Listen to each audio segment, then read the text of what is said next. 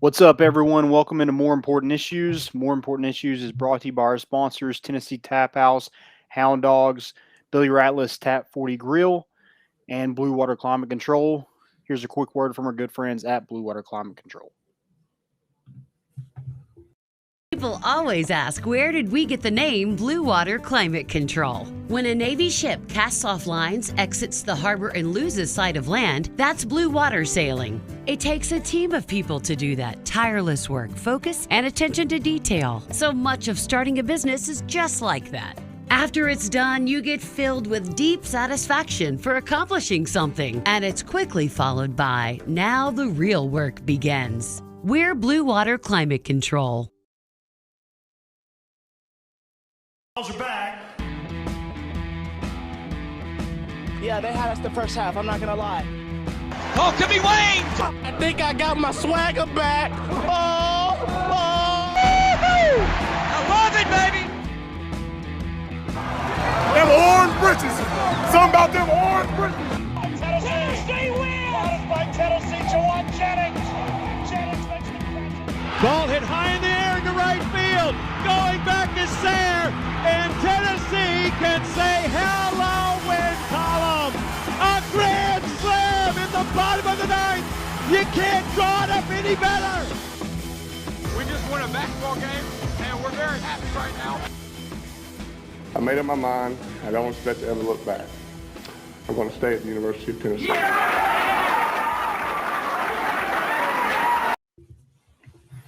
What is up, everybody? Welcome in to another edition of More Important Issues. This one, it's kind of special. I don't know if our producer Landon there mapped it out this way intentionally, but this is an offensive line episode right here. We're talking, we've got an offensive line position preview.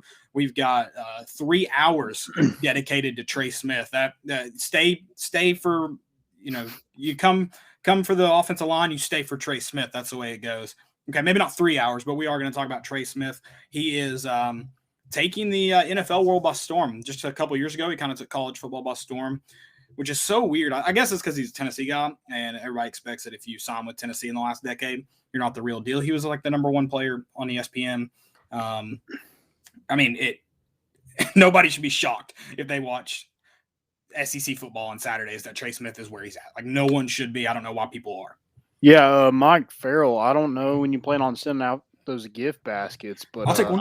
I would go ahead and get started on it. Do you think they're edible arrangements? I love edible arrangements. I don't know.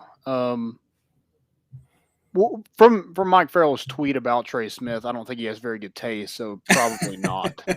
Fair. I'm a flower guy too. Cheapest. Hey, I'm telling you guys, $10 a week, make your girlfriend happy, wife happy, whatever she is. It's worth it. And I don't know. The Kroger next to my house has a great selection of flowers. So big flower guy here too. I'll take. My wife isn't into flowers. That doesn't make her happy. It's like she's like, why did? I mean, of course she likes the gesture, but she'd rather me take her out to eat for sure. She's gonna kill me if she hears that. Flowers are cheaper. Of course, like I said, we have our offensive line position preview as we continue our countdown to football. 24 days away. Did I get that right? Yep. Okay. I tweeted it. I try to keep up with Aaron Hayden days away. Oh God, why did you ask me? I would miss that trivia question. We'll go with it. Regardless of what number he wore, we'll go with it. God, now I gotta look it up. Yeah, Was he 25? I would have missed that trivia question. Look it up. We're also going to bring on Ryan Schumpert of Rocky Top Insider. Sorry, he was 24. Yeah, that's right. There you go. Aaron Hayden days. Todd Kelly too. We're gonna bring on Ryan and talk some Vols with him and get his thoughts on the upcoming season as well as some baseball as well and just all things Vols. So we appreciate him hopping on the show. That'll be just later on. So hang on. Peyton Manning, you heard him as he welcomed you guys in to More Important Issues. He did that just for us. His Hall of Fame. Did you watch any of the induction? I did. Yeah. Did you watch after Peyton Manning? No. I didn't either. I was so glad he didn't go last. I was like, man, it'll be way past my bedtime if he goes last. I do want to go watch Calvin Johnson and Charles Woodson's. I want to watch theirs. I heard Charles Woodson's was really good, but I did not stay up to do that. Yeah. Like I mentioned, Trey Smith. We'll talk about him, and looks like he may be starting for the Kansas City Chiefs this year.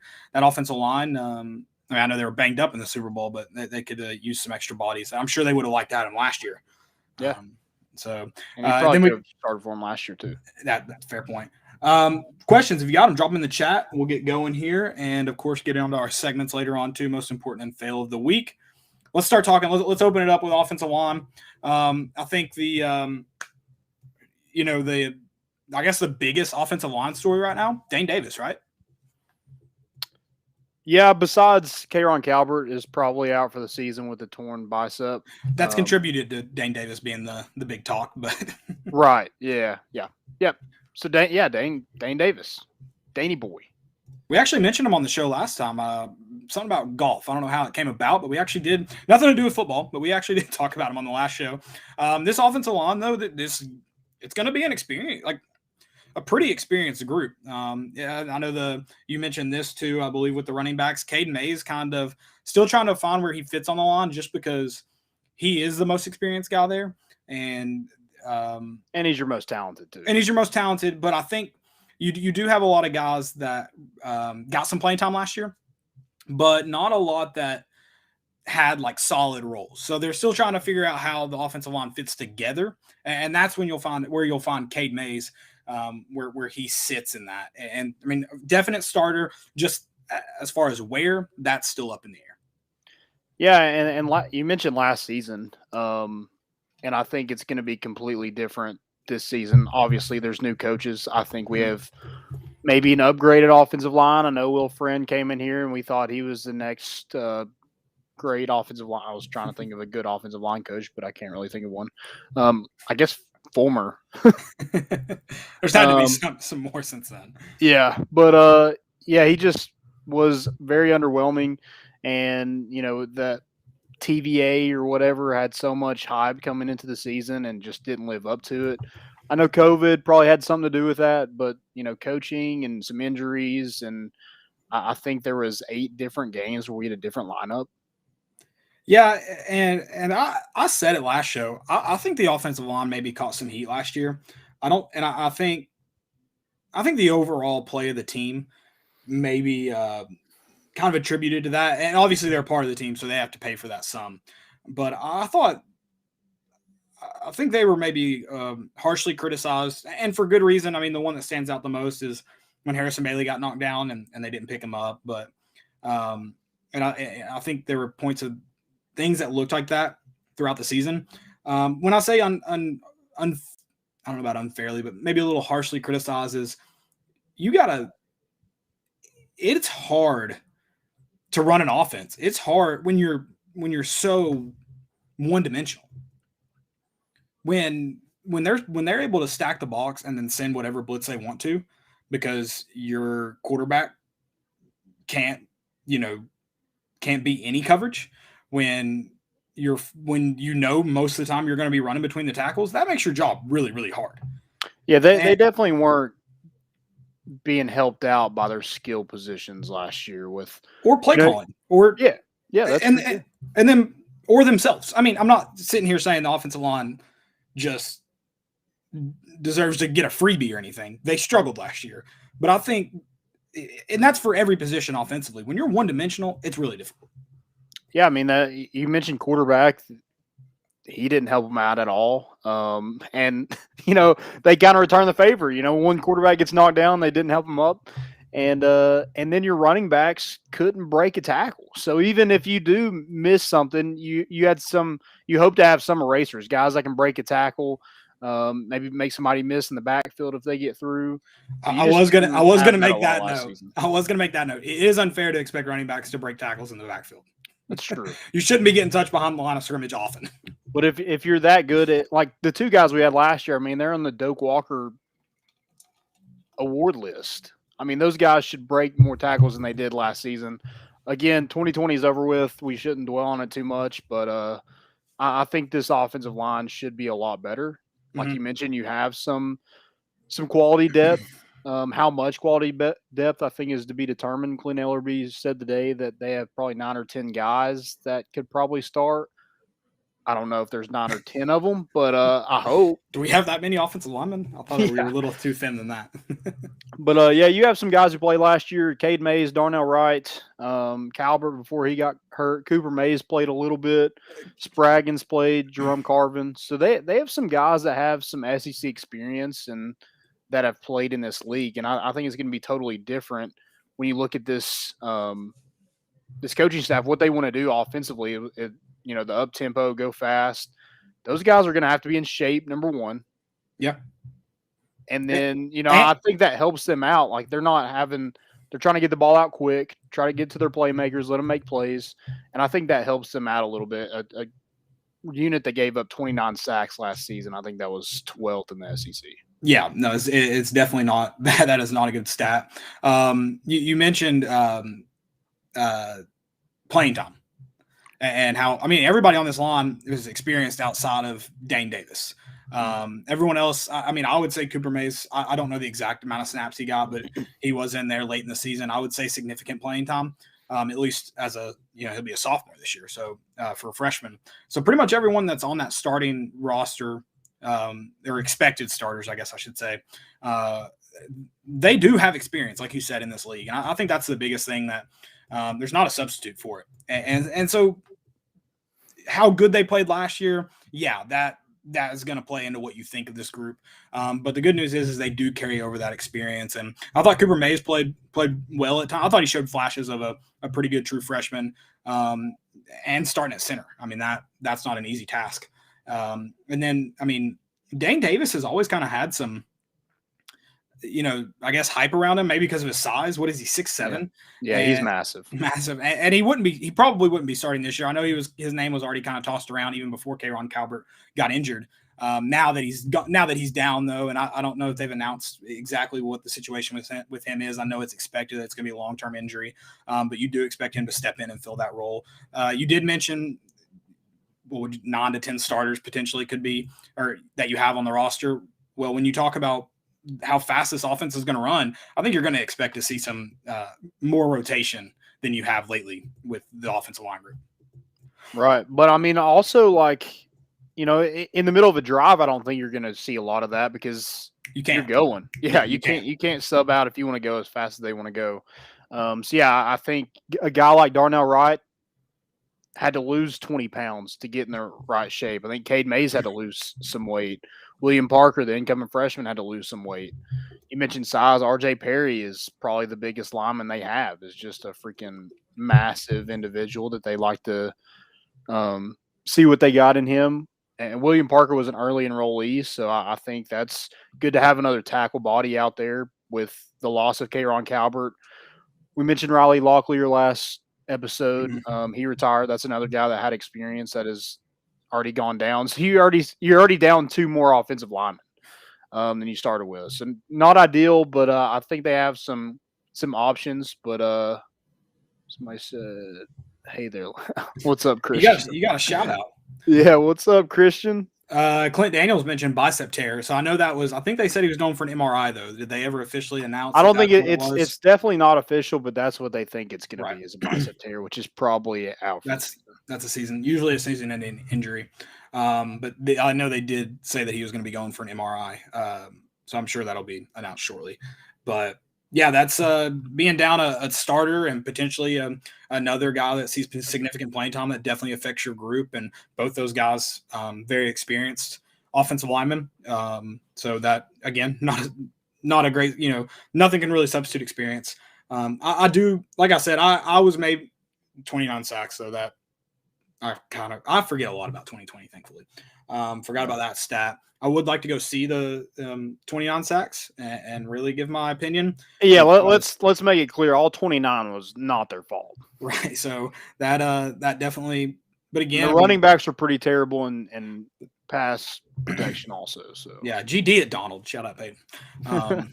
Which I always thought he was supposed to run a flat on that play, but then I watched it again because it was tweeted out yesterday. He may have had some responsibility on the blind side there that he missed too. So yeah, so I'm not sure. Not sure exactly what he was supposed to do there. But I think there's also some versatility on this offensive line, which maybe you haven't had a lot of that in the past. Like Cade Mays, Golish mentioned that he's going to be one of the starting 5. Now, is he going to be a guard or tackle? That's to be determined. But you have multiple guys that can play different positions. Drum Carvin has played some center, played guard. I think Cooper Mays has played some. I mean, he was like a reserve tight end or whatever that heavy package was, but can play multiple positions. Darnell Wright has moved from the right side to the left side. It's something he hasn't done since high school. So I think you have some versatility, some options, and I think that's good with an offensive line that wants to go fast. Guys can sub in and out, and they don't have that one set position that they have to play. Yeah, no, I would definitely agree with that. And I think you said this too. The speed that this offense is going to play with too. I mean, it's not only going to help with the ball getting out quicker. You also, I mean, defenses can only do so much against fast-paced offenses too. Mm-hmm. So I think that helps the offensive line as well. Now, obviously, if you're not effective going quick, then nothing really changes for the defense. But if you're able to get the ball out quick, if you're moving the ball down the field, that does kind of give you a leg up against that defensive front. And so I think this offense can help to a lesser experienced offensive line or a lesser, I guess, group of offensive linemen. Just as far as first off, defense is going to have to be rotating guys in and out. If you think there's going to be a lot of substitutions on offense, look at the offenses that had killed Tennessee due to their lack of depth. So that the speed should help it. And I think I've said this too about Alabama, how everyone's like, if Nick Saban went to it, then there's something to this no huddle, hurry up, RPO offense. First off, Alabama can run any offense in the world they want to, and they're going to be effective. Now they've just found a different way to be effective, but I don't think Tennessee doesn't have that luxury. They have to grab at every advantage they can, and I think a fast tempo offense is going to be an advantage for this Tennessee football team. Yeah, and something that they didn't have last year was a lot of big plays. I think this is going to have, it should have a lot of big plays, score quickly, and then go sit your big ass down a little bit, take a break. Yeah, I think hopefully there's more of that this come around, because last year it just was slim to none. Yep. Big plays would be nice. Got to give your quarterback some time to get the ball out though. But I do expect this offensive line to see improvement this year. If you see 29 sacks with this offense, there are some serious issues, whether it be with your play calling, whether it be with your quarterback, and then obviously your offensive line is a big part of that if you're giving up 29 sacks. But that can't be repeated if Tennessee wants to win ball games this year. That's not a winning formula in any offense. That's not a winning formula. So again, I'm not expecting Tennessee to even necessarily win 6 games this year. Do I think it's possible? Yeah. But it starts up front in this league. No matter what kind of offense you're running, it starts up front. And if they do want to get to that 5-win mark, which I think is what's weird about this schedule is I think 5 is almost your floor and 6 is almost your ceiling. And so you have a really, really thin line where if you want to go out and be effective, you just got to go take care of business in the games you're supposed to, because you're not going to be gifted a lot else. Yeah. Yeah, this group has to stay healthy throughout the season. I think there is some depth, but I don't think there's a ton of it, especially at tackle. If you lose a tackle, you're down to, you're losing a guard at Cade Mays, number 1. If you go Dane Davis and Darnell Wright, and then if one of those guys goes down, it's William Parker Griffin, who's a true freshman, or it's Jeremiah Crawford, who is a newcomer as well, and a JUCO transfer that was a late addition to this class when Josh Heupel took over. Yeah, there's you definitely have some more room to work on the interior line. But yeah, you desperately need Dane Davis and Darnell Wright to stay healthy, desperately. Yep. And that's kind of the case with everybody on this roster, just because it is pretty thin, but especially at tackle. Agreed. Yep. Agreed. So starting 5, let's go. Who's your starting 5? Without even knowing anything, pads, they're in full pads starting tomorrow. Tomorrow's the first day of full pads, so we haven't really seen a whole lot, but what's your kind of prediction as of now? I think it's pretty straightforward. You talk about how much depth. I don't know if you truly have 9 guys that could start. I think it's pretty straightforward with Darnell Wright, Cade Mays, Cooper Mays, Carvin. I'm mixing up K'Ron Calbert, and then with Calbert out, Dane Davis. I don't think there's really. I don't think there's many questions regarding the starting five. Maybe there are. I don't think there is.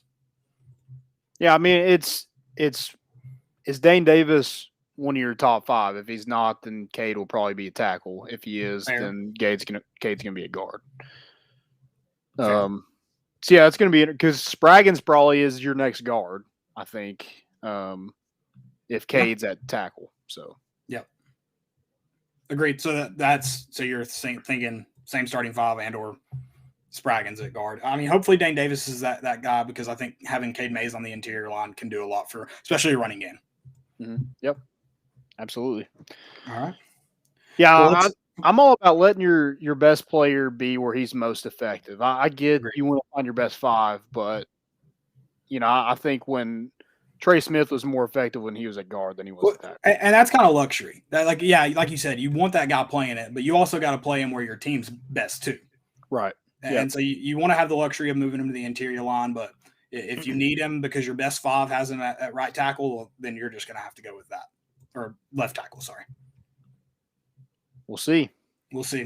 All right. Well, now we're going to welcome on Ryan Schumpert. He is a beat writer for Rocky Top Insider. He's here to talk Vols. Ryan, how are you doing tonight, man?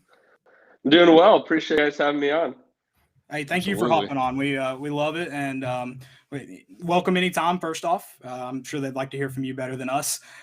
We enjoy following you on Twitter. If you don't, what's your actual Twitter handle? rschump SCHUMP00. There you go. Ryan's covering the Vols for Rocky Top Insider this season. It's a new position for you. You've been with the Beacon the last couple of years. Is that right? That is, yeah. VolQuest.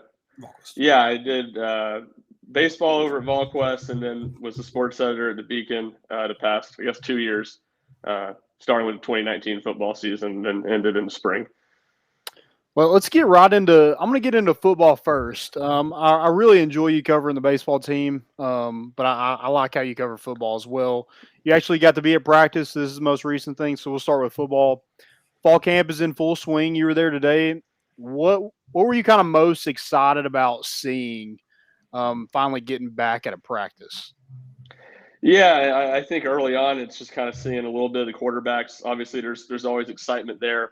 Also, when they're not in full pads, there's only so much you can see on the defensive line, offensive line. But certainly interesting to look at some of those newcomers on defense because I think there's a lot of those guys that are going to have to play a pretty big role this fall for Tennessee. So getting kind of a first look at those guys because obviously I've never seen them at all. Most of them weren't here in the spring, or at least a lot of them weren't. And then getting a little bit of more look at the quarterbacks. I know today there was some talk. I think it was Dane Davis that mentioned the overall just I don't know if culture is the right word to necessarily describe it. What's the feeling around practice versus I know you guys weren't there last year due to COVID, but what's the overall feeling around practice right now? Is it more upbeat? Do the guys seem to be responding better? Like what was your takeaway from that comment and then what you've seen? Yeah, that comment was interesting. I mean, we've heard a lot of guys go down that road a little bit, but Davis certainly went a little further and used some more big words that kind of catch your eye, I guess. So that was interesting. But no, I think definitely talking to the players, they're having fun again. And, I think some of that, it's hard to blame Jeremy Pruitt and his staff. With the COVID, all that stuff, it's go to practice. You can't hang out after that, go back to your room. And that's tough to build camaraderie that way. But I think Heupel noticed when he got here that was something that the players wanted. So it's been an emphasis. And I think coming off a season where you really just couldn't have that stuff, it's made it a lot more fun in a season for them last year that went pretty sour, obviously, pretty quickly. And I think that last month and a half of the season was probably pretty agonizing for a lot of guys. Yeah, and you mentioned Dane Davis, and he's a guy that, people turn their heads because of his size. Who are some other guys that, you want to come off the bus first for who are some of those guys that just a intimidation factor?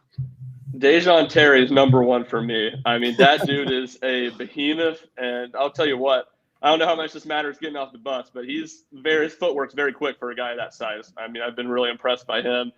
I'd say keeping on the transfer theme, Jawan Mitchell he's an old school kind of 90s, 2000 looking linebacker. I mean, he's a big dude.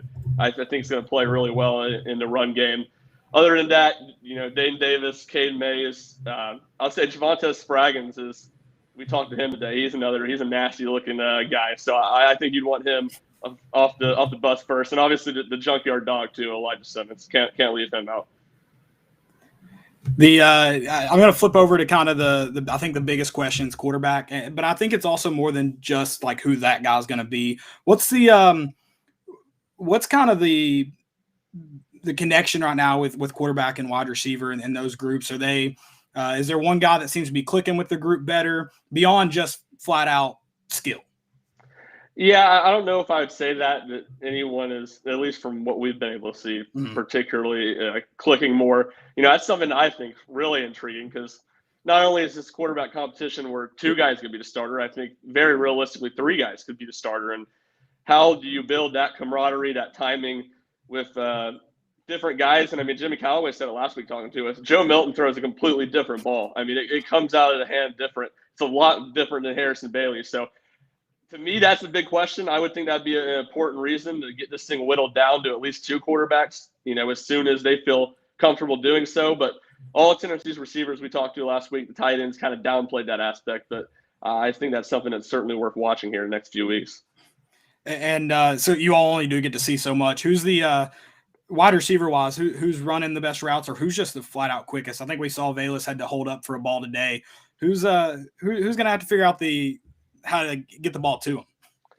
Yeah, no, I think Jalen Hyatt and Javonte Payton are 2 guys that are with Velus are really fast, and certainly are kind of the burners in the offense. And Javonte Payton, talking to us last week, was joking. Velus had said he was one of the fastest players on the team, and Javonte was saying absolutely not. It was him or Jalen. And they proposed a race to him before between him and Hyatt, and he was like, "We're not going to do a race." And when Velus' name got thrown in the mix, said we might have to race to get this thing settled real quick. But I think those 3 guys have stood out. Jimmy Callaway, Jimmy Holiday.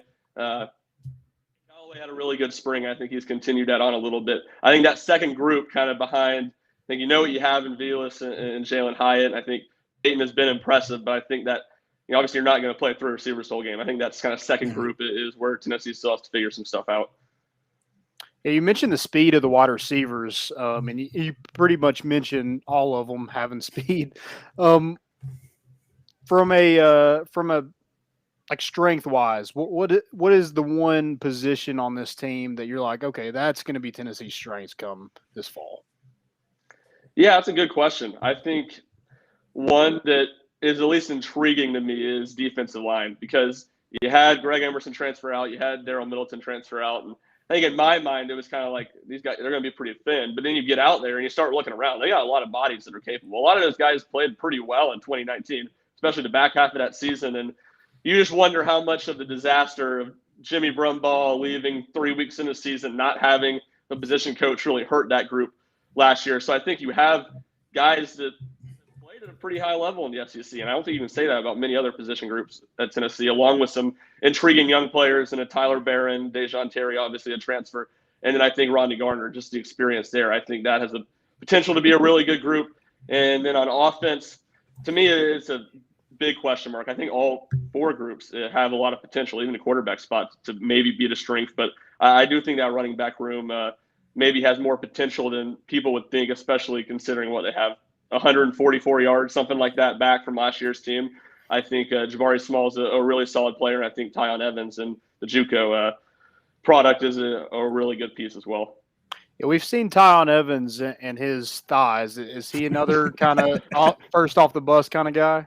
Yeah, he's got the Saquon Barkley legs. That's immediately what I thought of when I saw it. And it's just like, this dude should not be a running back. Like, this is absurd. He's got some tree trunks for his legs. I don't know if there's another position that a guy with legs that big can play. I think it's only running back.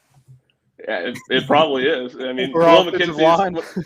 Yeah, we're on the line. I mean, Khalil McKenzie is an all-time legs guy that are just massive. I mean, some of those pictures from his freshman year are unbelievable. He's got elephant legs. The running back room is intriguing. You talked about how many guys are in there, but also pretty much no production you're returning. Yeah. How does I mean, it seems to be Jabari Small's kind of job to lose right now. Hopefully he pans out. But as far as guys that they can utilize, you already mentioned Tyon Evans. Who are those next group? Because you could see a lot of guys rotating at that position. Yeah, no, that's I think the big question with that group. And Alex Golish said last week they want to have 3 to 4 guys ready. Definitely have 3 guys earning reps every week, and then have a 4th one ready. So I think that's really anyone's game. I mean, T. Hodge is a guy that looked good in the spring. Jalen Wright, really fast, probably the fastest running back in that group. And then D. Beckwith, that's just a massive athlete. I think is at least someone I'm really curious about. You know, he found a home at running back in the spring, and which one of those 3 guys, all 3 of them seem like they'd be capable of doing it, but can someone kind of take a jump forward, carve out a role? And because all 3 of those guys really are different types of backs, and I think all of them open up some intriguing possibilities. Miles Campbell is a guy that's probably going to have a lot of playing time. And Alex Golish mentioned last week that he's never played a freshman at tight end before. What have you seen from Miles Campbell, and does he look like he's able to kind of carry that load this season? Yeah, he's an impressive looking athlete. I mean, especially for a freshman. I mean, he's come in and his body looks the part, and that's what his teammates have talked about, is that mentally he's been there. But it's funny watching the tight ends practice, because there's literally 4 of them out there. It's him, Jacob Warren, Princeton Fant, and then Julian Nixon. So 4 guys out there doing drills, and 2 of them are true freshmen. I mean, it's crazy, but they're getting a lot of reps, obviously, and that's probably something that's going to be important. And you know, I think he's a guy that could probably won't be a starter, but certainly is going to have to play reps, and someone you're going to want to see develop over the course of the season and be available to be a number 2 guy towards the end of the year, and not force Tennessee to play less, 12 personnel than they may want.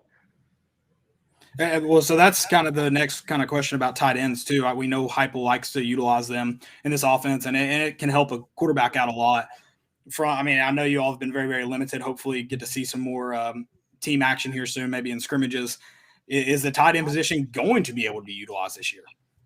Yeah, I mean, I think that's a good question. I mean, I really don't have the answer for it, honestly, and I think the pieces are there. I mean, Jacob Warren had a couple really nice games towards the end of the year last year, and the guy who came to UT as a really good receiving tight end. I mean, that's what he was known for at Farragut, and I think Princeton Fant's a guy that certainly has the athleticism to play there. Does he have the polish? I mean, it's just a big question. I mean, you just don't really know, because it was never utilized at all last year. I mean, you could probably count the number of balls they threw to tight ends on 1 or 2 hands last season. So you have guys that at least look the part, guys who, in Fant's case, has had a few catches, at least had a lot of reps. But I certainly think it's a big question going forward. Yeah, switching over to recruiting a little bit, I guess it's kind of been a struggle at this point. I mean, you have quite a bit of commits so far. A lot of them, kind of 3 stars, some 4 stars kind of mixed in there. What have you seen from the staff recruiting wise? How do you think they've held up, and kind of working against the NCAA violations, and just coming off a bad season? Yeah, and I mean, I think that's where it's really hard to judge. It's just how much does the NCAA investigation hurt them in recruiting? I mean, it hurts them, but to what effect? And I think that's where you look at it. This is probably one of, if not the best ever class in the state of Tennessee, and right now they have 1 guy committed in the top 20. Obviously, Walter Nolan's a guy they're in the thick of with that I think really would change the narrative around this recruiting class and around Heupel's ability to recruit. So I think that's the kind of number you look at and you say, you got to be better than that. I mean, you got to, even with the sanctions, but I mean, I certainly think he's added a lot of solid pieces. Quarterbacks just, I mean, obviously it's an obvious statement. It's just so important. I mean, that's the quickest way for Tennessee to get back to winning 8 games, 9 games a year, is to have good quarterback play. And so I think it makes sense, and that's Heupel, what he's known for. So to have some a big-time quarterback commit in Tavon Jackson, and then the receiver commits, offensive line, obviously Addison Nichols is the highest-rated guy in the class. I think it's no surprise you have seen him have some success on the offensive side. You mentioned Walter Nolan. Is him being in Knoxville, is that a good sign, or is it a no? We'll see. Is it a good sign for Tennessee? I mean, it's a good sign, but it's also, we'll see. I don't think it's the end-all, be-all, but it can't hurt, right? It certainly doesn't hurt having him be 15, 20 minutes from your campus. I imagine you're going to be able to get him on campus for a lot more games than you would go if you went to IMG, where you maybe get him one, or even if you stayed out in Memphis, maybe gets to one or two.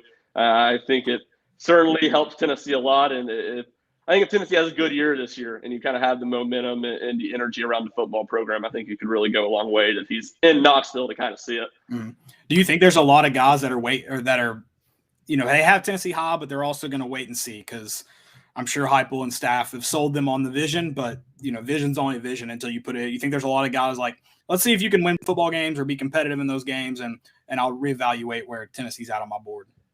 Yeah, and I mean, I don't think there's maybe a ton of guys in what would this be, the 2022 class that are like that. But I think when you start looking at the younger kids, going into 23, 24 class, there's a ton of that, and I think there's certainly some guys in the 22 class too. And any guy that you're in on right now, it has to be a wait and see. It has to be a wait and see about, is there ever anything come out about the NCAA investigation? What are the punishments going to be, and what Josh Heupel can do in the field? Can he impress a little bit, and can Tennessee have a bounce back season? And we actually had that question, so I'll get your thoughts on it regarding the NCAA investigation.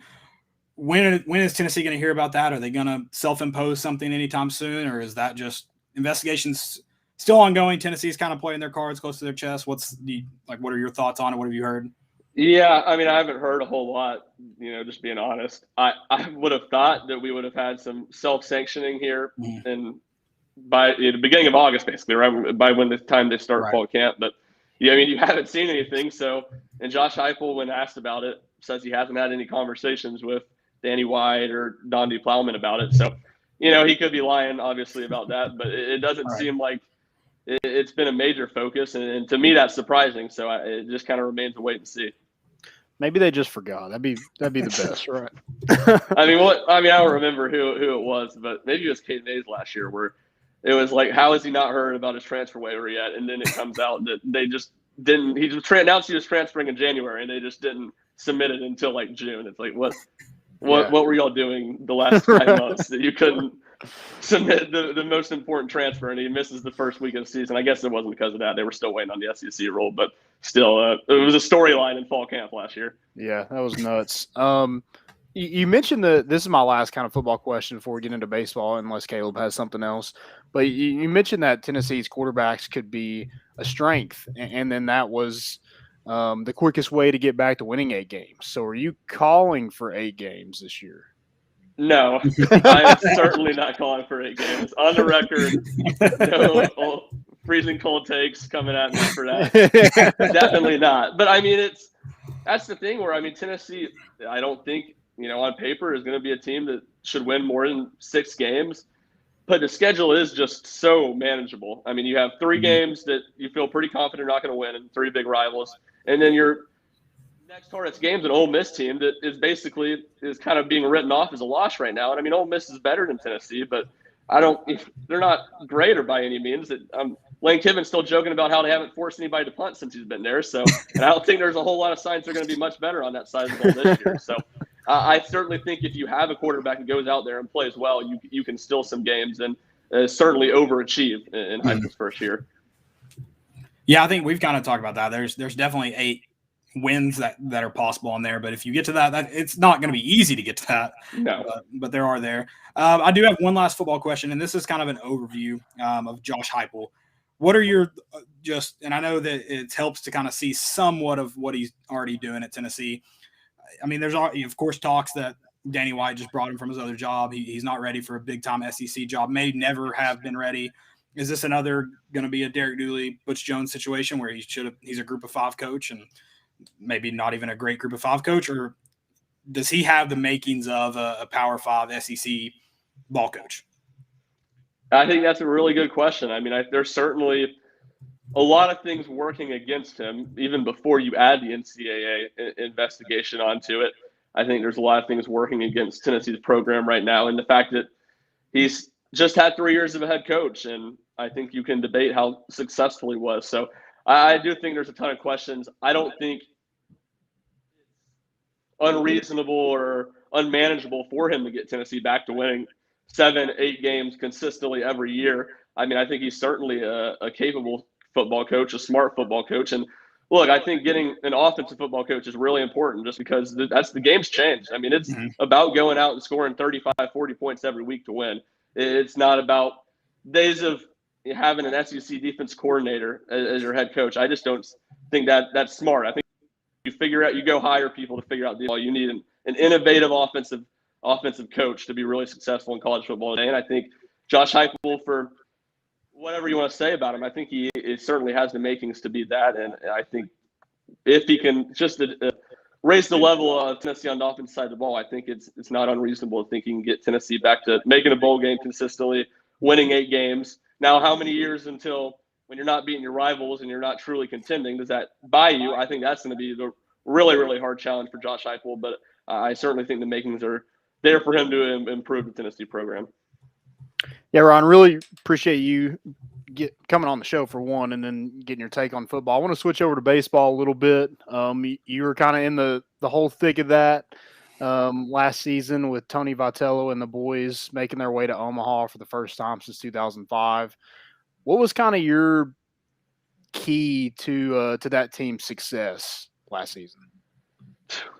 That's a good question. And for a lot of the season, I'll say at least through the first half of SEC play, I had the feeling watching them like this is a good team, but they're a little overranked. They don't have top 5 talent, and they'll come back down to earth a little bit. But they were just really, really solid with their pitching staff, and I think that's something you're going to see consistently as long as Frank Anderson's at Tennessee. That they didn't have a lot of guys. I mean, they really had one guy that threw mid to upper 90s last year, and didn't have a ton of depth either on the pitching staff. Had their best guy get injured second weekend of the season in Jackson Leaf, and they were still really, really solid there.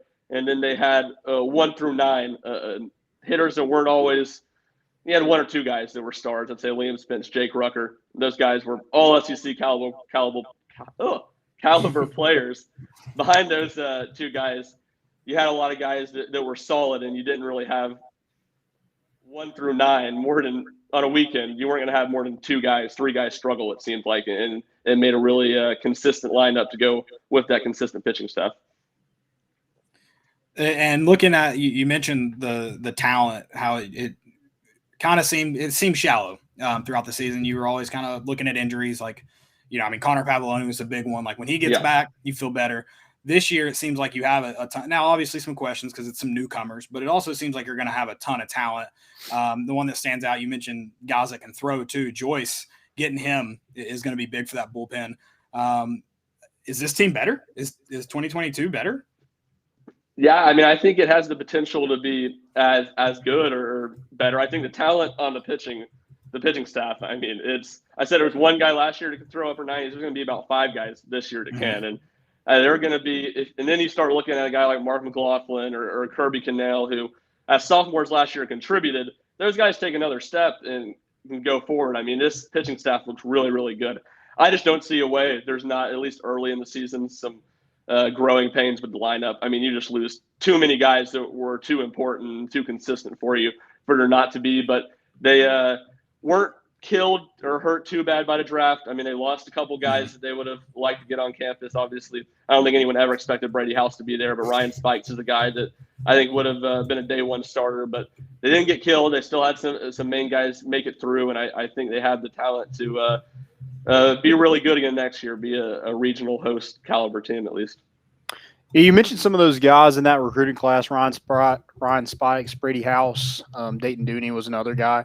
Who are some other guys that Tennessee fans should really get to know coming into next season? Yeah, well, Chase Burns is the big one. I mean, he was a 5-star, big-time pitching prospect out of Beach High School there in Gallatin in the mid-state. And he's a guy that throws upper 90s. And, from everything I've heard, is a guy that's going to come in right away and compete to be a weekend starter. I mean, he's that type of talent. He wanted to go first round, early second round when he didn't get drafted there. He just went ahead and told teams he was coming to Tennessee. So I think that was a huge get. And from a talent perspective, I think he was definitely a top 2, top 3 round guy in the draft. So getting him's huge. Seth Stevenson's a JUCO guy. I think is going to come in and probably behind Enrique Bradfield at Vanderbilt be the fastest guy in the SEC. And we'll have a great chance to replace one of those guys in the infield. Christian Moore is another recruit out of prep shortstop out of New York who's going to have a chance to come in and play right away. Logan Chambers, what do you kind of know about him? I know he's a big lefty, can swing the bat. Position-wise, where do you kind of see him at Tennessee? Yeah, so I think that's an intriguing one. I think if Luke Lipsius would have gone pro or decided to graduate, not take advantage of his super senior year, he's a guy that would have gotten a lot of looks at first base. I know he played that in the JUCO ranks this year, and behind Lipsius, I mean, it was kind of a question mark. Logan Steenstra could play there. With him there, I think second base is a place he could get a lot of look at. Again, there's pieces, back that were backups last year. Trey Lipscomb, guys like that. Austin Knight, not Austin Knight, excuse me. He's at Charlotte now. He transferred away. wrong name. He had a really good season too. He did have a great season. He led the nation in doubles, I believe. Yeah. And Jake Rucker was only a couple spots behind him, which was funny because Rucker was the guy who started ahead of him at Tennessee. So they both had a real Conference USA Player of the Year, I believe. But you have some guys that are back that are capable, but you have 3 spots to replace. You have some of those newcomers I mentioned, I think, that have a chance to start at those infield spots. And Chambers is certainly a guy that I think could fill one of those roles, and I think second base is probably the most likely with Lipsius back. So you mentioned you talked about the lineup, how 1 through 9 was, I mean, yeah, of course guys are going to have off nights, but overall 1 through 9 was pretty dang consistent every weekend. Is that going to be a problem you lost a ton there.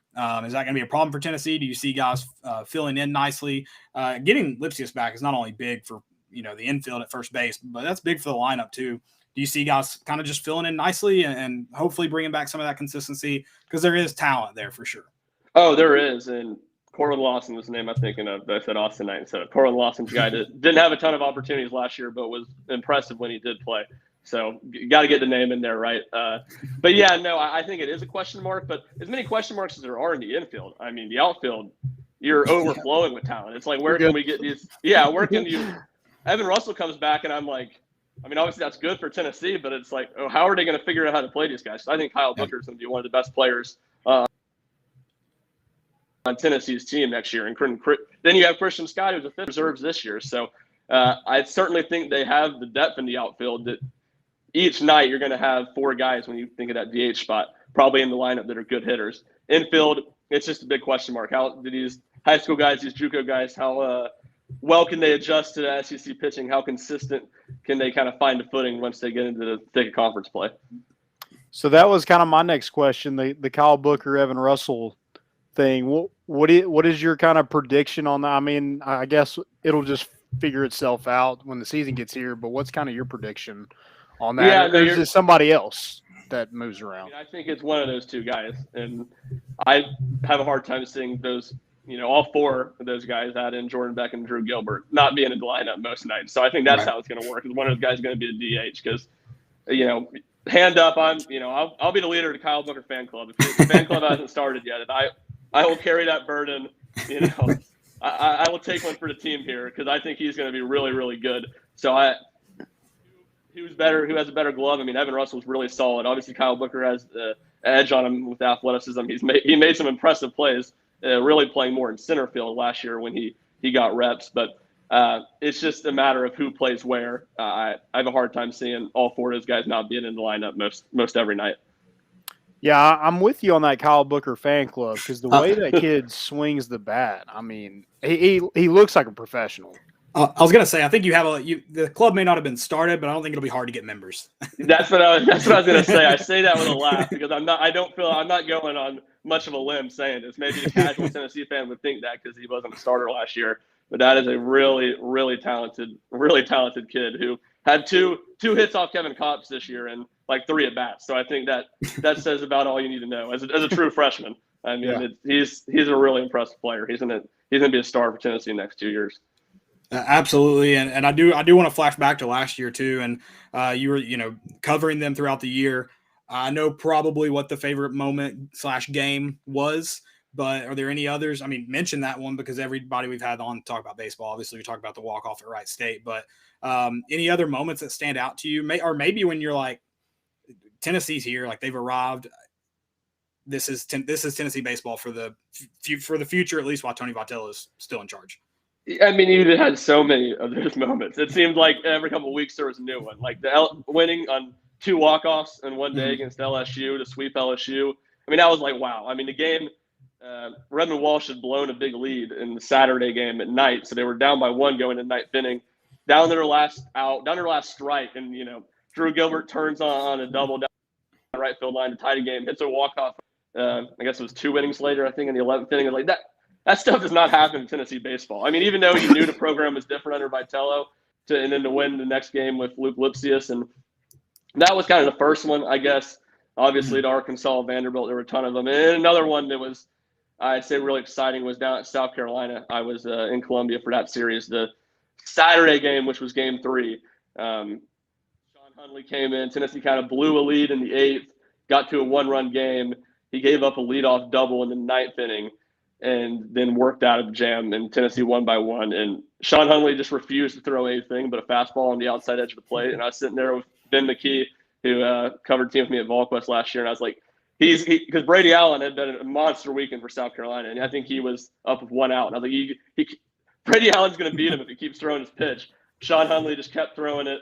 Tennessee wins. There's the hot mic moment on the broadcast. I don't know if y'all remember. Some fan was – he was unleashing F-bombs, and then it turned out that our win propelled Tennessee to win the SEC East when Kentucky beat Vanderbilt later that afternoon.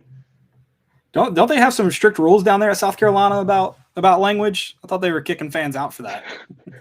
That's right. Yeah, that early in the season in the COVID crowd, I know that was had South Carolina fans were all upset. A lot of people, at least a couple of people, got kicked out for cursing at the umpires. It wasn't even like the team or something.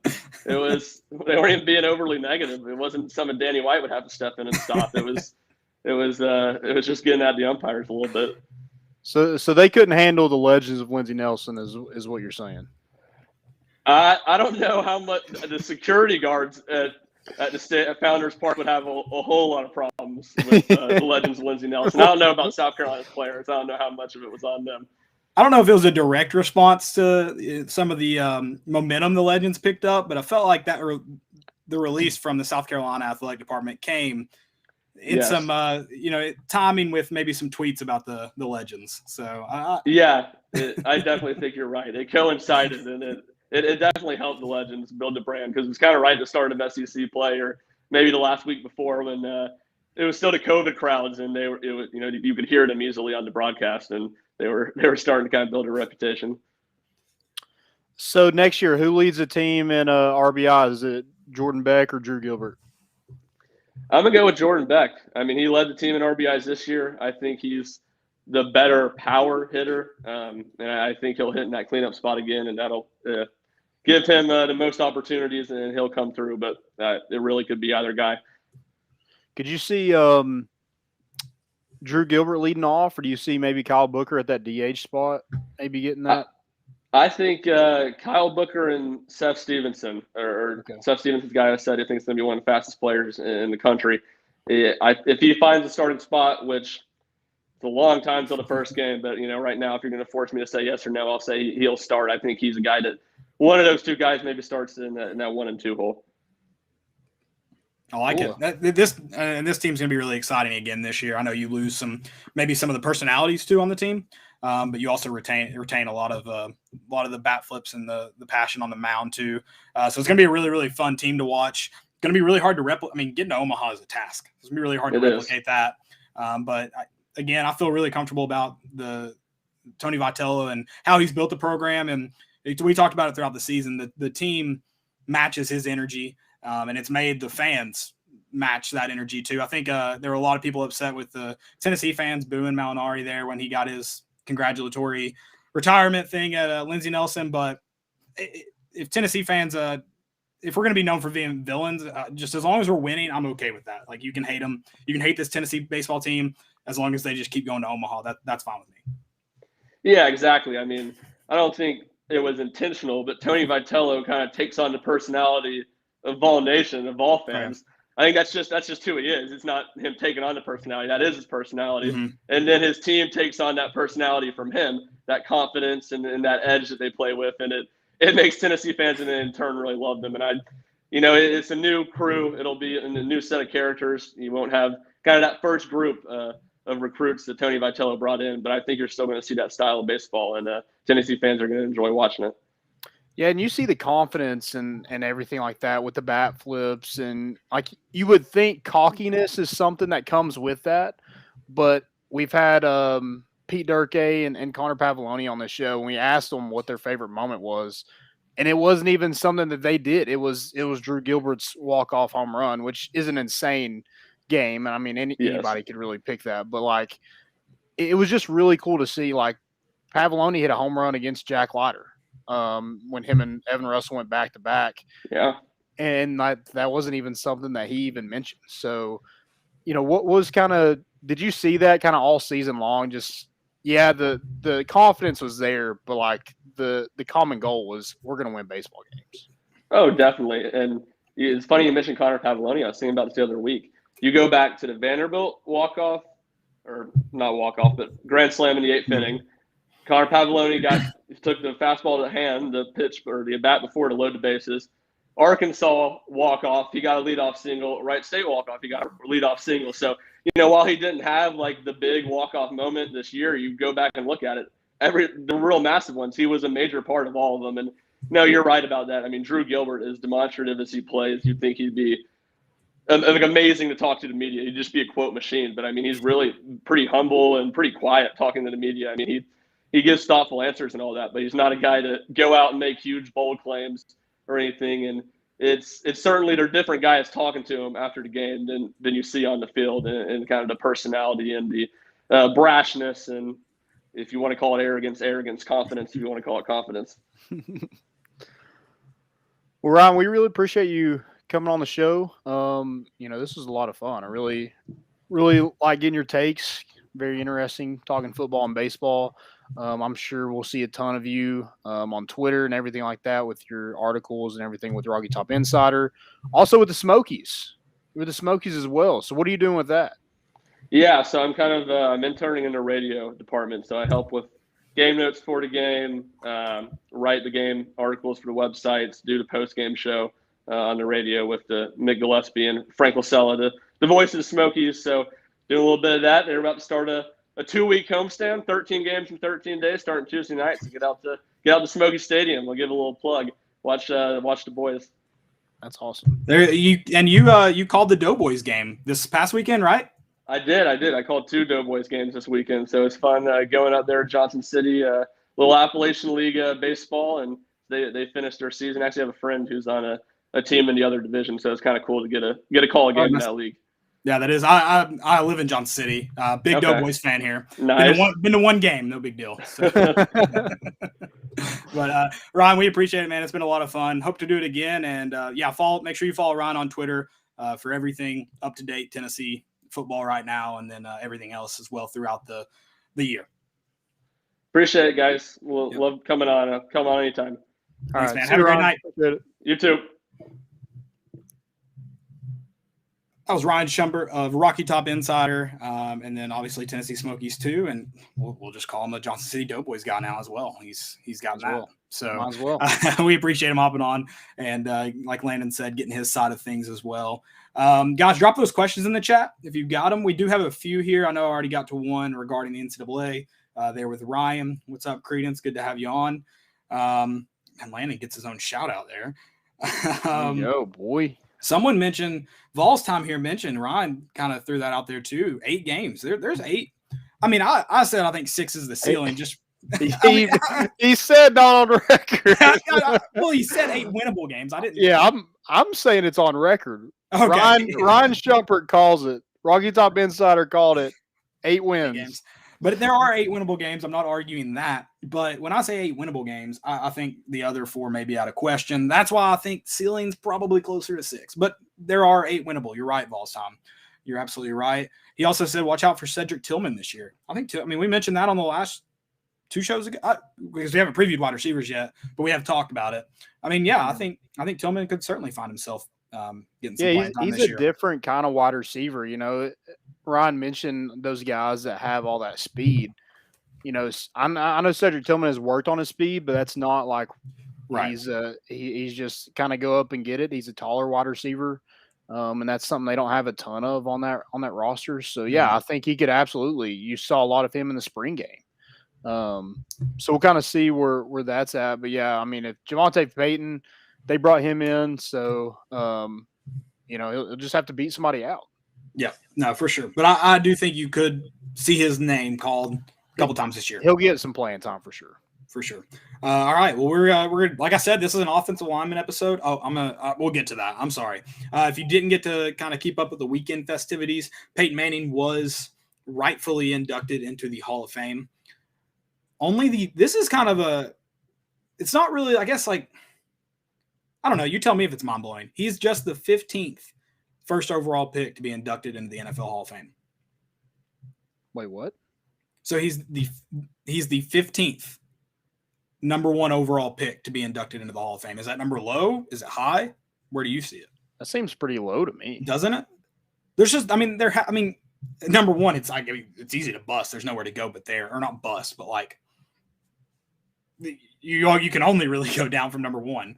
But that does seem, I thought it was a pretty low number too. I thought it was a cool stat, but I didn't know if I was just, I don't know. It's obviously obviously impressive to do because, like I said, there's nowhere. It's hard to be the number 1 overall guy and then come in and just be great because there's nowhere else to go.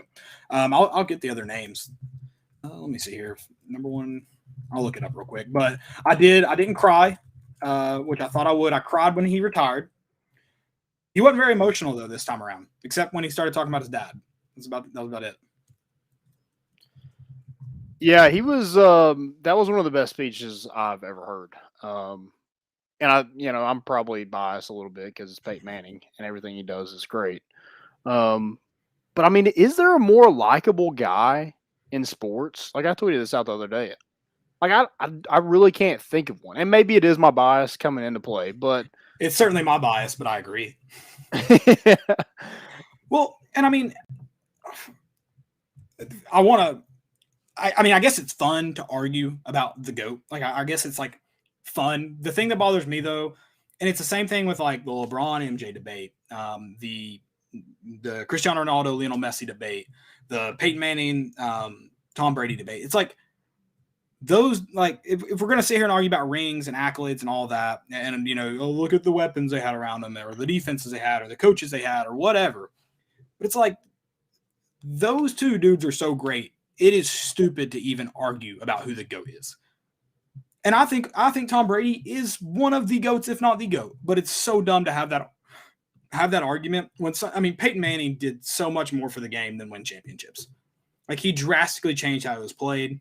He's a different, like he's Peyton Manning. Like, yeah. And he's won Super Bowls and he set records. And I mean, he literally had to learn to throw a football again before he could come back and play after his surgery. So I mean, if we're like, don't be dumb. That's all I ask. Don't be dumb. I mean, how many kids are running around in Michigan or New England named Tom? Maybe there is quite a bit, but there's a ton in Knoxville kids running around with the name Peyton. Yeah, I'm pretty dogs upset with the name Peyton. I'm pretty upset that my parents had to conceive me so early. I would have loved for my name to be Peyton. That's pretty disappointing. I was born right before he got to campus. Right, I was born they could have done it. I was born a year after he got to campus. It's biblical, Caleb. I'm sure you could find the name Peyton somewhere in one of these new versions of the Bible. I'm sure. Oh, there you go. Yeah, we'll just add it in. Yeah. So there, I was correct. Just I wanted to. Only 14 players in the history of the National Football League draft have gone from being the first overall pick of a draft to earning an election in the Pro Football Hall of Fame. Bill Dudley in 1942, Paul Hornung in 1957, O.J. Simpson in 1969, Earl Campbell in 1978. Do you want me to read all these off? Some are unsurprising. Terry Bradshaw, John Elway, Troy Aikman. I don't know. It's a very elite club, obviously. Yeah. Very elite club. I also didn't know that O.J. Simpson was in the Hall of Fame. I mean, I'm not surprised. It's just like, wouldn't he have gone in? Okay, well, Pete Rose can't be in the Hall of Fame, but O.J. Simpson can. I mean, let's. Whoa! If the glove doesn't fit, you must have quit, Landon. I mean, like, let's let's be real here. Let's have a little bit of sense. If Pete Rose can't be in it, then why the hell is O.J. Simpson? Well, baseball's known for making the dumbest decisions of all time. Oh, yeah. I agree. And I'm not saying the NFL made the right decision to put O.J. Simpson in the Hall of Fame. I'm just saying they're known for making the dumbest decisions of all time. Yeah. So, so I mentioned Peyton Manning, how much I love Peyton Manning. I want a shirt. Like I don't know how to frame it, but like I want a Colts branded shirt that's like, I'm here for Peyton, because I watched so many Indianapolis Colts games growing up. I don't give an F about the Colts. Oh, yeah. I mean, we're all Colts fans and we're all Broncos fans. And now, like, we care less if they ever win a game again. And I think a lot of people have just kind of inherited a team after that, like I have. I've tried to. I mean, I am, and it's. I cheer for everything Tennessee. If Tennessee gets an MLB team, I'll gladly drop the Cubs. God, what Cubs? Do they even have a team anymore? No, they don't. They play for the Yankees now, and the Giants and the Mets. Giants, and yeah, they're gone. But yeah, I'm just a Tennessee guy. So like when people are like, "Who's your NFL team?" I'm like, I mean, I guess the Titans, but I always cheer for Peyton. And then fantasy football. Fantasy football makes it hard to be like a fan of one team, honestly. Yeah, it'll make you hate a team real quick, very quickly. Sure. Especially, so will betting. Yes. Like Iowa Hawkeyes. We will never bet on Iowa Hawkeye basketball ever again. No matter what. No matter what. But yeah, I thought it was really cool. Like he's a funny guy. And he mentioned the speech, and he mentioned Tom Brady threw shade at him. And he's always kind of been dad funny too. Yeah, oh yeah. Like even when he was young, he was like, he had that dad humor to him. Yeah. Yeah, it's really cool. And did you see the pop-up of his all-time record against Tom Brady? No. So they played 17 times head-to-head? Yeah. Peyton's 11-6. Ooh, what about the playoffs? Playoffs, Landon. What do you mean? He does have a losing record in the playoffs. Oh, against Tom Brady? Yeah. Okay. Yeah. Who cares about that? Head-to-head, baby. Playoffs. Yeah, I just like his speech was just incredible. I mean, the God bless football, that's freaking an electric. Well, he's been saying that for a while. He said it at the college induction. He said it after, I believe he said it after his retirement. And then he said it somewhere else recently too. I can't remember. God bless football. I watched, have you seen the video? I assume you have, of when he finds out he's going to be he's been inducted into the Hall of Fame. All the coaches. I cried. I don't even think Peyton cried that day. I cried. I mean, you just get chill bumps. Yeah. And I got chill bumps last night listening to that speech, like the whole entire time. Yeah. I was I might need to call a doctor. Like I've had goosebumps for way too long. Right. No, it was definitely, it was cool. And I mean, that stuff's cool for everybody, but I mean, as a Tennessee fan, the guy, I mean, Peyton even mentions, which I think all the guys mentioned, like the college they went to, but like he mentioned it like, Tennessee, like the University of Tennessee. Like this is like the University of Tennessee is a part of him just as much as he's a part of the University of Tennessee. I mean, obviously too, I watched Drew Pearson's speech. He is just an electric factory. Like he's awesome.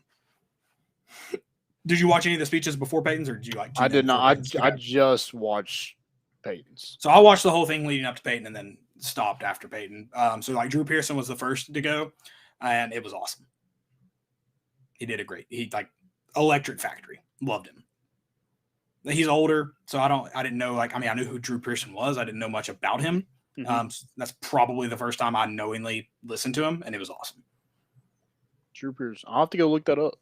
Yeah, he did I need to go watch the rest of them too. I will watch. I am going to watch Calvin Johnson's tonight before I go to bed here. Anything else about the Hall of Fame? Anything else about Peyton Manning? Peyton F. and Manning? That's all I got. I mean, it was just really cool seeing, his kind of whole family there. You saw Arch Manning and maybe he saw that, heard that University of Tennessee. Maybe you saw Phil Fulmer sitting in front of him. I just Phil Fulmer get in front of the Mannings. That's what I was curious about. Yeah, I'm thinking maybe that was Yeah, I don't know. I'm just trying to figure out the logistics, how he Put him gets on an to outside seat or something. Maybe. I have no clue, man. No clue. Maybe he needed help getting up, so they couldn't slot him into the back row or something. But they. Maybe he was there earlier. I don't know. He's not Baptist. That's what it is. The Mannings are yeah. Baptist. Yeah, so they got to sit as far back as they can. Gotcha. Makes sense. Absolutely. We'll go with that. I don't know what his denomination I have no idea what he is. That was a Baptist joke. I think you had to be Baptist to get that. Apologies. I know that was very, very centered on one group here. Like I said, this is an offensive line episode, so let's talk Trey Smith.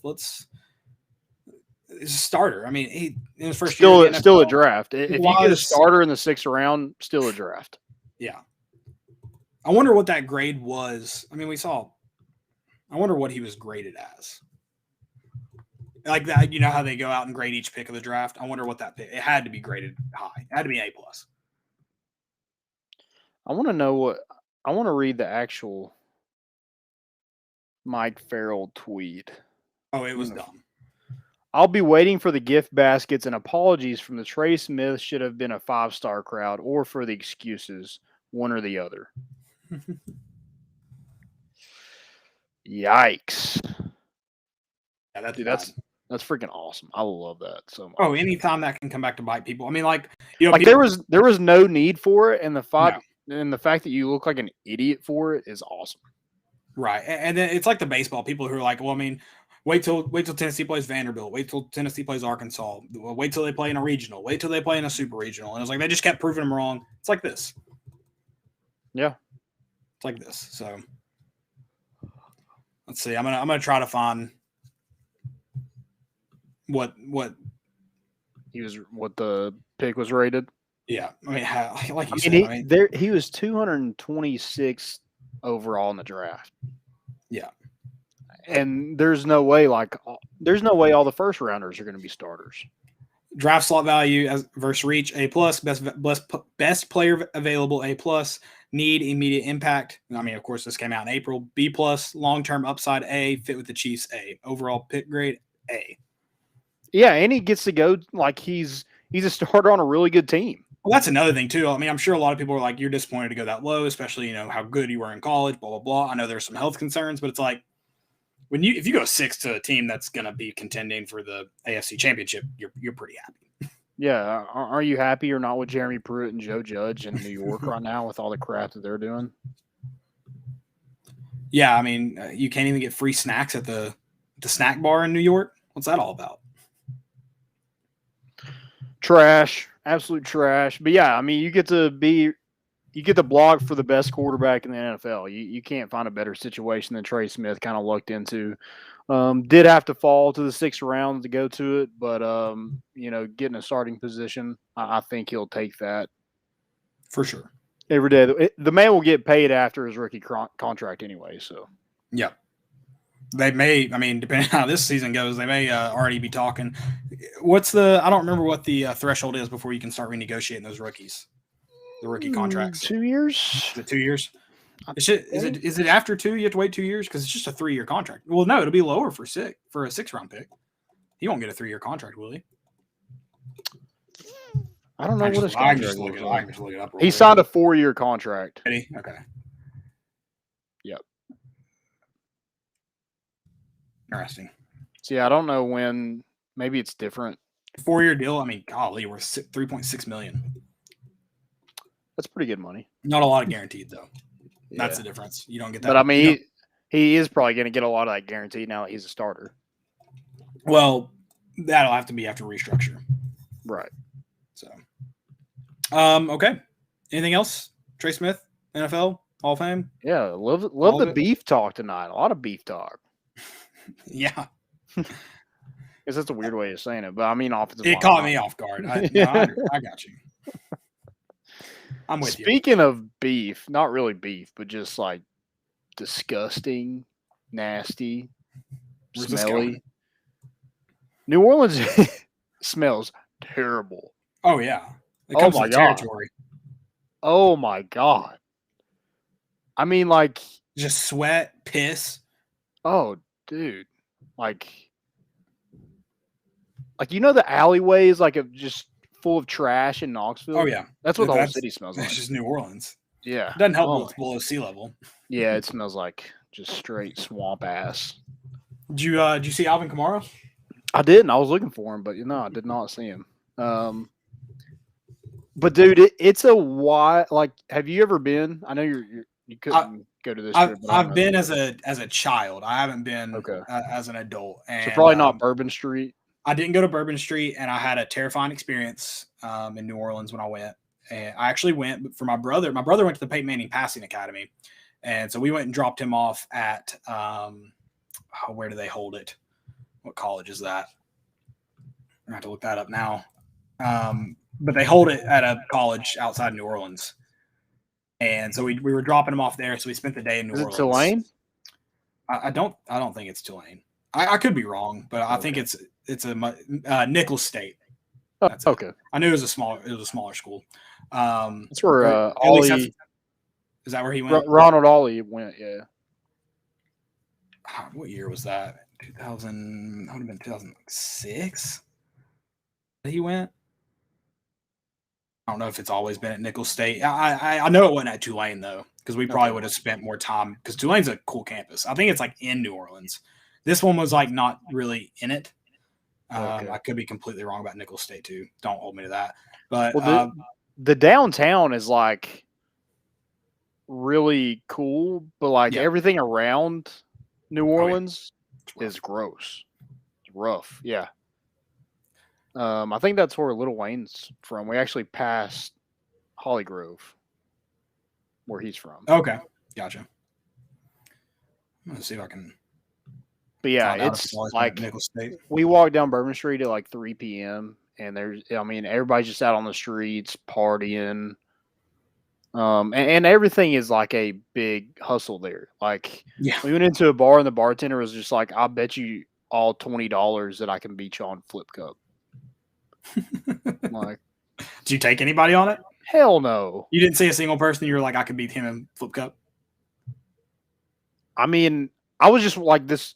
It was a girl, and she like the bar didn't have a lip. Like, it like folded down.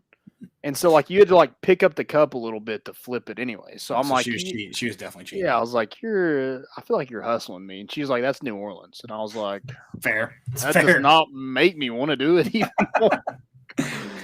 But I love the way they talk down there. Like, that is the best part about it. Like, we were in the casino, and like you tip her after a hand or after every couple of hands. And the lady, she was like, "Thank you, baby."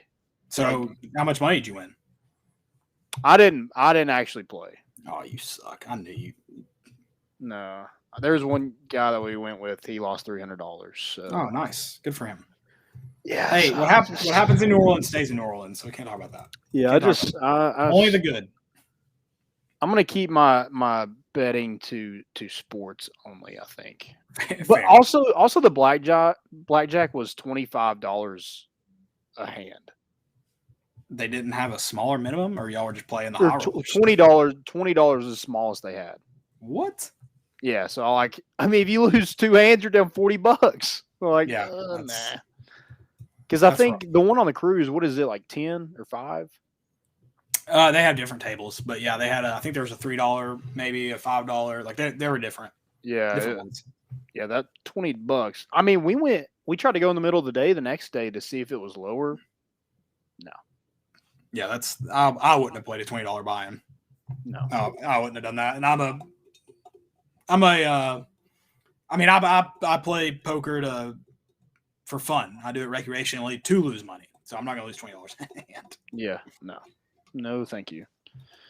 Love it. Okay, most important of the week. Most important. How about Team USA coming back and beating China in the medal count? Yeah, that was big time. Can't imagine all the bullcrap political. We'll probably still get them. Clay Travis, if China had beat us at something. So that was good. Good to stay away from. My first one, the Dodgers ball girl. Did you see it? Oh, yeah, the tackle. Dude, it was excellent. I mean, and this pitch evader he had like 4 or 5 security guards. I think he even broke a tackle before that. and she just, excellent angle. This girl was trained. This wasn't her first rodeo. Oh yeah. Wasn't her first rodeo. Yeah, she had pretty good form. She moved her feet a little bit, did a little shuffle. Which, it's funny. I'm not rooting for that because I'm like, I'm definitely a person that's like, that's not my job kind of deal. So yeah, that's kind of probably how I would have been too. Somebody else would get. I might have helped him over the fence. Yeah, but all in all, impressive for sure. I mean, what if he just mowed over her? She's terrible. I shouldn't laugh at that. But her plan was to get a big payout from the Dodgers. She was. Oh yeah. That was her plan. Because I'm pretty sure it's like a thing with like Lowe's. They're like, if somebody's stealing, do not go after them because if they shoot you, we don't want to pay for it. Exactly. Yeah, exactly. So they probably told her if somebody's shrieking, do not. That's for security. But she took it in her own hands and made the guy pay. Couldn't get away. He thought he was going to get away. He was actually breaking some tackles. He did a good job. I've seen some good pitch evading this summer. I'm not saying you should do it, but I've seen some good ones this summer. My next one is Zach LaVine. Listen to this. So Zach LaVine has won 4 straight Olympic Games, and that was the longest win streak since college. LaVine has never won 4 straight NBA games. That is a wild stat. That's heartbreaking. I'm so sorry, Zach LaVine. But I'm glad you finally got to that milestone in the Olympics because it didn't look like you were going to get it in that either. Yeah, no, it definitely didn't. Definitely didn't. I'm trying to pull up the exact stats for my next one, but Tyler Johnson, who is actually a University of Tennessee athlete, he plays golf for the University of Tennessee. He won the Tennessee Golf Amateur this past week. He finished his round, or he's finished the tournament at -27 with a 14-stroke lead on the next best, on the runner-up. And I believe, he finished -8 for the day, I believe, to win it. So that's a pretty freaking insane. I mean, he just is the lowest round in Tennessee amateur history. Okay. Pretty insane round and pretty insane tournament by him. And Cade Russell, the runner-up, that finished 14 strokes behind. Sorry, Cade, I had to mention that. But he also, the runner-up, also Tennessee golfer. Nice. Some local guys getting in on the action. Love it. You have any more most important? I don't have any more most important. I do have a fail of probably the century though. So I have a few fails. My last most important. Did you see Colt McCoy? Wished Kyle. God bless. Let's start over. Let's just start the whole episode over, and we'll come back. Colt McCoy wished Kyler Murray a happy birthday on Cameo. Did you see this? Uh-uh.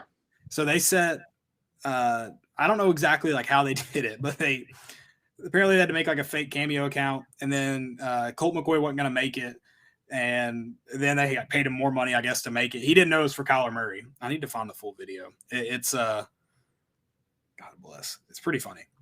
I think he says something about Texas in it too. Like, I heard you're a big Texas fan or something like that. Because they didn't give him obviously Kyler Murray's name to wish him happy birthday.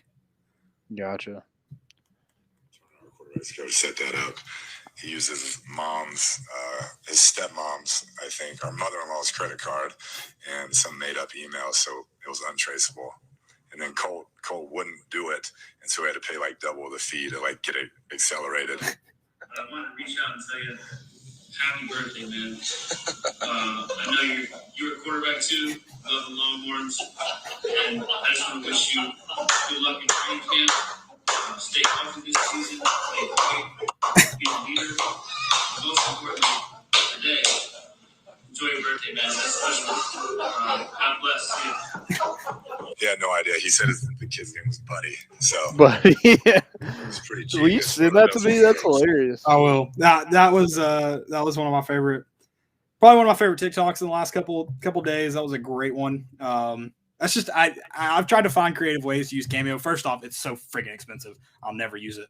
But that was a great use of Cameo right there. Yeah.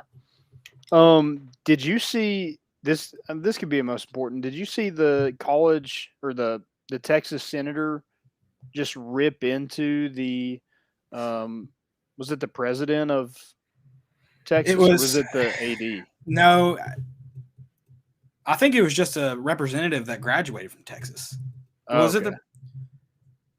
Because they were talking about the budget for. Oh, maybe it was then. For some reason, I was thinking. I think it was the AD. Okay. Yes, but I did. Regardless, she threw some shade. He had an association with the University of Texas.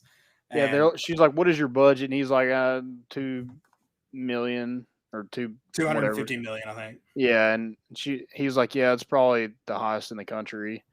And she's like, "Oh, maybe your fan base would rather lose to Alabama than TCU." Loved it. Yeah, screw you, Texas. You suck. I've only got one fail. I'm not going to mention the other one. I want to talk to you about it, though, but I'm not ready to talk about it on the show. But Clay Travis, I mean, he's such a douchebag. Like, he's such a douchebag. I can't stand him because he's like, keep politics out of sports, but all he talks about is politics, and he runs a sports page. I don't know. It's so stupid. But he was the one who tweeted the poll out. It was like, why have you not watched the Olympics? And it was, where was it? The number one was because of politics in sports. It's like, I don't know. It's so dumb. Like, I don't know. Where I don't hear politics? It's on game day or when I'm watching an event. It's always these stupid pundits that have to get on because they have nothing else to fill content, I guess. I don't know. And they have to talk about it outside of the game. I've never, I don't know. The athletes aren't running, maybe they're tweeting about it, but they're not out there after a touchdown and then showing their colors. It's so stupid. And it's not even real. I don't know. All these people that voted in it probably have never watched the Olympics. So you don't even know if it's a true representation. The poll's dumb. And then he used it to validate a point that's dumb too. So it was just dumb. Yeah, let's be honest. You didn't watch the Olympics because everything that was good was on at midnight. Time zone is why I didn't watch the Olympics this year. I usually watch the Olympics quite a bit. And I still watched, plenty of events, not as many as I usually do. Usually I'm a big swimming fan this time of year or this time of every 4 years, but just hard to. I didn't get to watch as much swimming, man. I didn't get as much Katie Ledecky as I wanted this year, especially in that 800-meter free. Yeah, I set out 15 minutes of my day to watch it. So listen to this. This is my one and only fail.